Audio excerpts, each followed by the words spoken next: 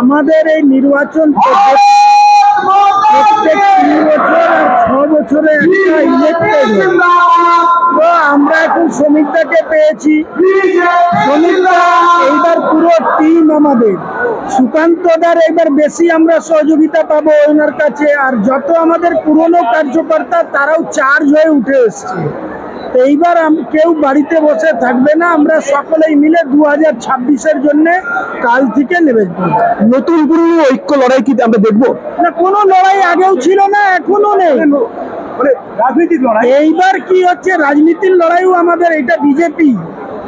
এখানে নতুন পুরনোর কোনো লড়াই নেই। যারা বাড়িতে বসেছিলেন, যাদের বয়স 60 বছর 70 বছর, তাদেরকেও আপনি আজকে দেখতে পাচ্ছেন। তারা সেই টাইপের, আমরা এতদিন পাচ্ছিলেন না কেন?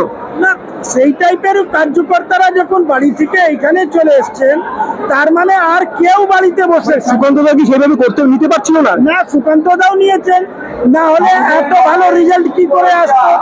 2019-এ সুকান্তদা, তারপর থেকে বিজেপির গ্রাফ আজকে কোন জায়গায়?